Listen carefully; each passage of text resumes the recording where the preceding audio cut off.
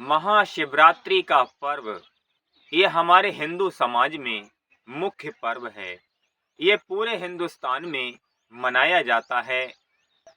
इस दिन महाशिवरात्रि के दिन लोग मंदिर में जा कर के शिवलिंग पर धतूरा, बेलपत्ती, दूध, गन्ना, बेर, अन्य इस तरह की चीज़ों को अर्पण करते हैं और भोले शिव से प्रार्थना करते हैं, उनकी स्तुति करते हैं और अन्य बहुत सी मनोकामनाओं को पूर्ण करने की याचना करते हैं और भोले शिव की कृपा से लोगों की मनोकामनाएं पूर्ण भी होती हैं। जो भी उनकी भाव से, प्रेम से और सच्चे हृदय से, मन से स्तुति करता है, प्रार्थना करता है, याचना करता है, तो भोले शिव उसकी मनोकामना पूर्ण भी करते हैं। तो ये महाशिवरात्रि का पर्व क्या है, ये क्यों मनाया जाता है, इसका कारण क्या है? तो महाशिवरात्रि पर भोले शिव की जो पूजा करते हैं, इसका एक आध्यात्मिक अर्थ भी है जिसके विषय में लोग नहीं जानते हैं। इसकी जो पूजा का वास्तविक विधान है, उसका ज्ञान जिसको हो जाए तो वह धन्य हो सकता है, उसकी आत्मा का निश्चित कल्याण हो सकता है। आज इन्हीं विषयों पर हम आप लोगों को बताएंगे कि महाशिवरात्रि का पर्व क्या है और क्यों मनाया जाता है, इसका एक भौतिक अर्थ और इसका एक आध्यात्मिक अर्थ क्या होता है। शिव पुराण के अनुसार महाशिवरात्रि का पर्व मनाने का पहला कारण यह है कि इस दिन माता पार्वती और भोले शिव की शादी हुई थी। दूसरा कारण यह है, जब असुरों ने और देवताओं ने मिलकर के समुद्र मंथन किया था तो उसमें विष और अमृत दोनों निकला। अमृत तो देवता पी गए लेकिन विष को भोले से पी गए। इसी वजह से उनका पूरा शरीर नीला पड़ गया। महाशिवरात्रि मनाने का तीसरा कारण यह है कि जब माता गंगा स्वर्ग से धरती पर उतरी थीं तो उस समय भोले शिव ने माता गंगा को अपनी जटाओं में रोक लिया था। इसके बाद में इस पृथ्वी पर छोटी छोटी धाराओं में माता गंगा को प्रवाहित किया, जिससे कि इस पृथ्वी की हानि न हो सके। बहुत वेग से नीचे जमीन पर गिरने की वजह से जमीन फट सकती थी, इसकी बड़ी हानि हो सकती थी। इस कारण भी लोग महाशिवरात्रि का पर्व मनाते हैं। चौथा कारण यह है कि इस दिन निर्गुण, निराकार, ज्योतिर्मय, अनंत और असीम सर्वव्यापी परमात्मा प्रकट हुए थे शिवलिंग के रूप में। इसलिए लोग इस दिन महाशिवरात्रि के रूप में मनाया करते हैं, भोले शिव की पूजा करते हैं। पहले तो हम आपको ये बताते हैं कि शिव कौन है और शंकर कौन है। शिव का मतलब होता है कल्याण स्वरूप।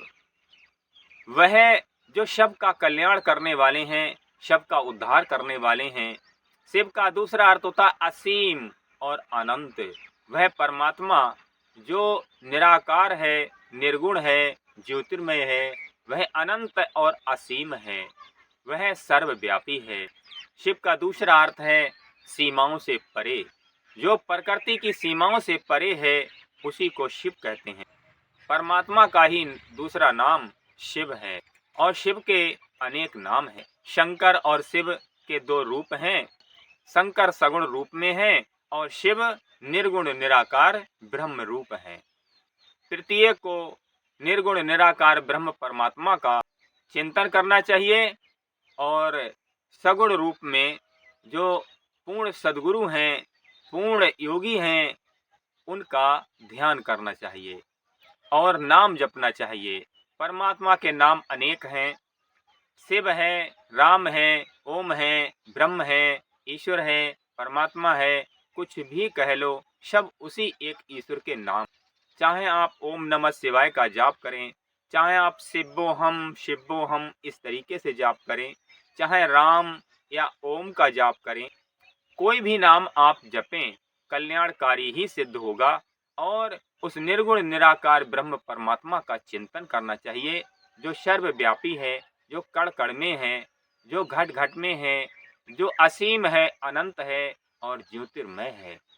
ऐसा करने से इस जीवात्मा का निश्चित कल्याण है, मोक्ष और परम गति की प्राप्ति है। लेकिन लोग क्या करते हैं, इस दिन मंदिर में जा कर के एक दिन के लिए उपवास कर लेते हैं और भांग, धतूरा, बेर, बेलपत्ती, दूध, अन्य इस तरह की चीज़ों को अर्पण करते हैं, परंतु उनका भजन चिंतन ध्यान नहीं करते हैं। ये जो बाहर की जो पूजा है, मंदिर में जाके कर लेते हैं और व्रत और उपवास रख लेते हैं, इसका फल मिलता है, परंतु इसका फल अधूरा है।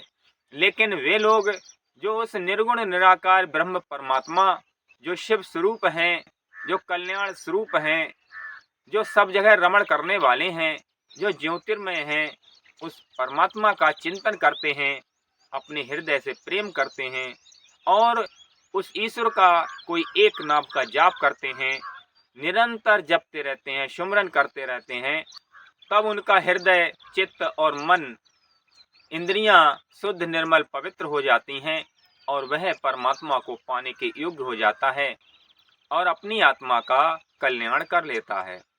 ये मार्ग मोक्ष मार्ग है, परंतु बाहर पूजा पाठ और व्रत वाला जो मार्ग है, वह अल्प फल दे करके शांत हो जाने वाला है। किसी को लड़का चाहिए तो भोले शिव की कृपा से लड़का मिल जाता है, किसी को लड़की चाहिए तो लड़की मिल जाता है, किसी को धन चाहिए, किसी को नौकरी चाहिए, किसी को और धंधा कारोबार में उन्नति चाहिए। इस तरह की कामना करते हैं तो भोले शिव की कृपा से उनकी कामना पूर्ण होती है। लेकिन वह चीज़ स्थायी कहाँ है, टिकाऊ नहीं है। उसका कुछ समय तक सुख मिलता है, परंतु उसका भोग भोगने के बाद में उसका फल समाप्त हो जाता है। लेकिन ये जो मार्ग है, उस ईश्वर का, शिव का निरंतर जाप करना, चिंतन करना, निरंतर उनके ध्यान में रहना और हृदय से, मन से प्रेम करना, इससे मनुष्य की आत्मा का कल्याण हो जाता है, उसको मोक्ष की प्राप्ति होती है, उसको परम गति हो जाती है, संसार के भव बंधन से मुक्त हो जाता है, जन्म मरण से छूट जाता है और सदा रहने वाली शांति और सदा रहने वाला सुख और सदा रहने वाला परमानंद प्राप्त कर लेता है और सदा रहने वाला अपना धाम पा जाता है। इससे बड़ा और कोई फल नहीं हो सकता।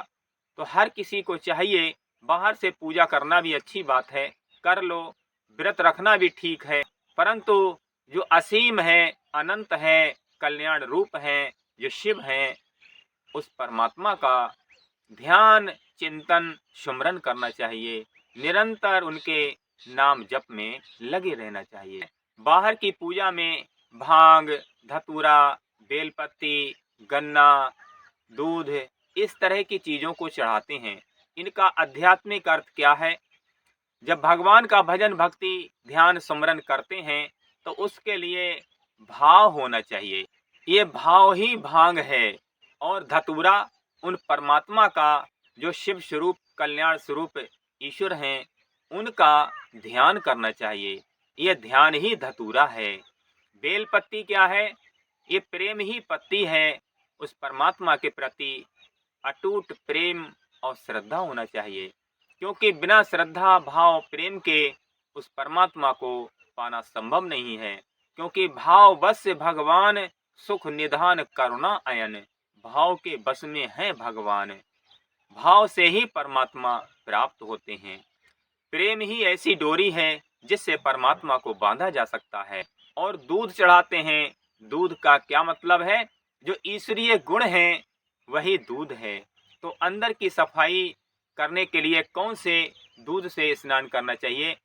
जो ईश्वरीय गुण हैं, जैसे परमात्मा के प्रति प्रेम है, श्रद्धा है, भाव है, समर्पण है, त्याग है, तितिक्षा है, दया है, परोपकार की भावना है, सरलता है, विनम्रता है, अन्य इस तरह के जो गुण हैं, ये सब ईश्वरीय गुण हैं, दिव्य गुण हैं। यही है दूध का चढ़ाना। अर्थात इन सब गुणों को अपने हृदय में, अपने चित्त और मन के अंदर धारण करना ही ये दूध को चढ़ाना है। जितने भी टॉप लेवल के ऋषि, मुनि, संत, महात्मा, उनको देखिए, बाहर से वो कोई भी पूजा पाठ नहीं करते, ना ही कभी धूप बत्ती लगाते, ना ही वह कहीं दूध चढ़ाते, ना ही वह कहीं जल चढ़ाते, ना बेलपत्ती चढ़ाते। लेकिन आज इस धरती पर जितने भी तीर्थ हैं, जहाँ जहाँ पूजा हो रही है, उन्हीं महापुरुषों की तपस्या स्थली है, उन्हीं महापुरुषों की जन्म स्थली है और उन्हीं महापुरुषों का मृत्यु स्थली है, जहाँ पर उन्होंने समाधि ली। वो सब जगह पूजनीय हो गई। इसलिए ये जो मार्ग है भजन चिंतन साधना का, त्याग और तपस्या का, ये बाहर वाली पूजा पाठ से कई गुना श्रेष्ठ है, उत्तम। और इसमें कोई पैसा भी खर्च नहीं होता है और ना ही कहीं जाना पड़ता है। केवल अपने मन और हृदय को शुद्ध निर्मल पवित्र करना पड़ता है और अपने मन से निरंतर उस ईश्वर का नाम जपना पड़ता है, ध्यान करना पड़ता है। सिर्फ इतना सा कार्य है।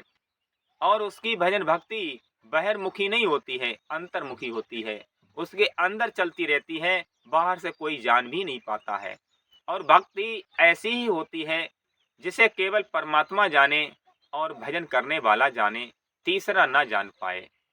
भजन भक्ति गोपनीय है, दिखावे की चीज नहीं है। भोजन भजन और नारी, ये तीनों पर्दे के अधिकारी। जो लोग बाहर से दिखावा करते हैं, प्रदर्शनी लगाते हैं, उन लोगों को सच्चा फल नहीं मिल पाता है। बल्कि वे लोग जो उस परमात्मा के भजन चिंतन ध्यान में निरंतर गोपनीय ढंग से छिप करके लगे रहते हैं, उनको पूर्ण फल मिल जाता है। वह तो परमात्मा को पा करके धन्य हो जाते हैं। इसलिए भजन भक्ति सुमरन ऐसा कीजिए, जाने सुमरन हार, की जाने करतार ही, ना जाने संसार। ऐसा भजन भक्ति कीजिए जिसे सुमरने वाला जाने, भक्ति करने वाला जाने और परमात्मा जाने, अन्य लोग ना जान पाए। बाहर की पूजा पाठ में लोग दिखावा ज्यादा करते हैं, अंदर से कुछ नहीं होता है। बाहर पूजा पाठ तो करे आएंगे, जल चढ़ाए आएंगे, बेलपत्ती चढ़ाए आएंगे, लेकिन घर में आकर के देखिए कैसा कलेश करेंगे, एक दूसरे से झगड़ेंगे, निंदा चुगली बेईमानी में उलझे रहेंगे और मन से हृदय से छल कपट धोखाधड़ी की बात करते हैं और एक दूसरे से बैर भाव रखते हैं। क्या फायदा है ऐसी पूजा से, ऐसे व्रत रखने से? परंतु जो बाहर से कुछ नहीं करता, जिसने अपने मन और हृदय चित्त के विकारों को नष्ट कर दिया, जिसने अपने इंद्रियों को शुद्ध कर लिया, वह धन्य हो जाता है। उसकी असली पूजा हो गई, उसकी भजन भक्ति पूर्ण हो गई। मन की तरंग मार ले, बस हो गया भजन, आदत बुरी संभाल ले, बस हो गया भजन। जो अपने दुर्गुणों को, जो अपनी बुराइयों को, बुरी आदतों को त्याग दे और अपने मन की तरंग को शांत कर ले, उसका सब बात बन जाता है, उसकी भजन भक्ति पूर्ण हो जाती है।